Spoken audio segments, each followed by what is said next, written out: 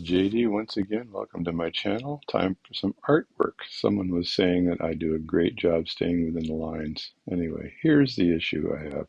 This is with the Bride of Frankenwatch. So I did a job for a gentleman, and the watch I called the Frankenwatch because it had so many problems. This is the Bride of Frankenwatch, which I think taken apart 10 times now to try to figure this out. Maybe not 10, maybe 9 times to try to figure it out. So here's the Bride of Frankenwatch issue. So I've got the, let me get some drawing going on, some drawing going on here. All right, so if I'm looking straight down on a full plate movement, I've got this thing called a hole. There we go. I'm looking straight down on the full plate movement. And here's the hole. And then I've got this straight palette fork coming out like this. And it kind of looks like this. It's a straight palette fork. And it's got like this. It's got a mouth on it like that. And it's kind of just sticks out of the side. And of course, if I tickety-tick it all the way back like that, and tickety-tick it all the way back like this, there's a jewel on this side. I'll just draw it like that. A jewel here and another jewel here. And that's interacting with the escape wheel underneath like this. Look at that amazing escape wheel. And then this, of course, is just rotating like that. And then way back here, there's 2 banking pins. So here you have banking pins, and let's just assume that this is already banked in one direction. So I've got this banked, let me see, here we go. It's banked on this side, which means the banking pin here is over on this side. And let me clean this up just a bit. Oh my God. And this is one of these straight palette forks you have in the vintage watches like the 1883 type movement. So in this case here, now I've got, if I just kind of superimpose where this would be, let's say that in this case here, the palette fork has swung all the way over, which would mean that my impulse jewel, I'll put my impulse jewel right about here. That's my impulse jewel, like this. And then my roller table, trying to get this thing drawn properly.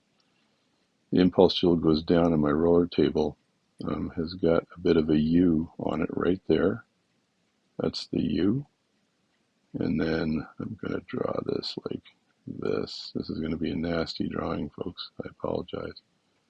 Then the roller table is kind of like this as it goes towards the U.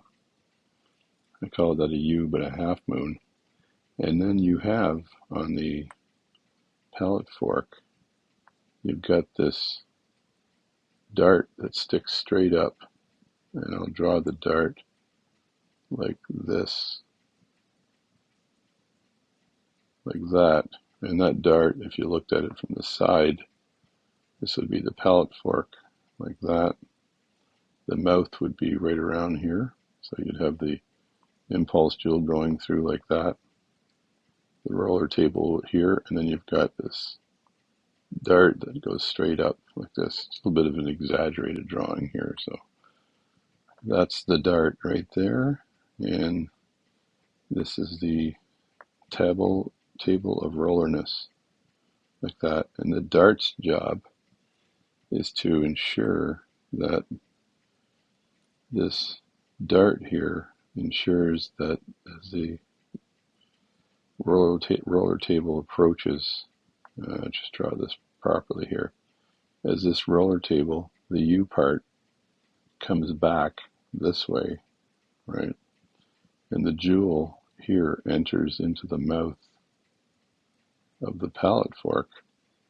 This dart here, this thing right there, this dart, ensures that this palette fork can't go in this direction like this until this jewel here enters the mouth, and the dart and the dart and this area here combine. So the dart goes into the U effectively, right?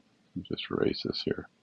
So that ensures that you don't have an out of adjustment watch or what I've called overbanking, right? Please correct me or try not to correct me because it's overbanking in some books and not overbanking in others. So that's what that ensures. So my problem with this little dart here, I just erased it. Let's just redraw that dart. My problem with that dart is that I don't think the dart in the watch I'm working on is close enough to the roller table. So I've got the dart sitting there, but the dart here is kind of probably at a bit of an angle, or it's just not close enough to the roller table. It's there. So I've got a gap right there between the dart and the roller table. And that effectively allows the balance fork to go this way prior to the dart coming into position and prior to this U being available for this dart to feed into. I'm calling it a dart. I know there's another name for it, but for it to feed into, right? So that is happening. This roller table, or sorry, this pallet fork is swinging over this way when the power of the overall watch is really low. So it's super low, which means it's at the end of its ticking. And for some reason, right at the end of its ticking, it just, maybe it's for some reason coming around really slowly. There's friction or something going on that causes the pallet fork to swing over. And that ends up with the impulse jewel on the wrong side. So what I'm thinking of doing is taking a balance and taking the hairspring off the balance. Don't put the balance in the balance cock. Just dropping the balance inside here straight down and having a look. There's my look. Having a look at this gap right there. That's the gap right there I want to look at. So looking at this gap right in there to see how close this dart is to the roller table. And if it's not close enough, I may have to tap it in this direction to get it closer so that it's going to interact with the roller table, barely touching the roller table, but not allowing the actual pallet fork to move in this direction until it sees the mouth here when the pallet fork or when the roller table swings around with the balance. So that's what I'm intending on doing. And so what we have here is another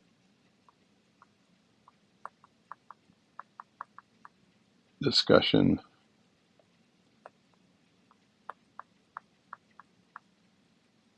on watch stuff. There you go.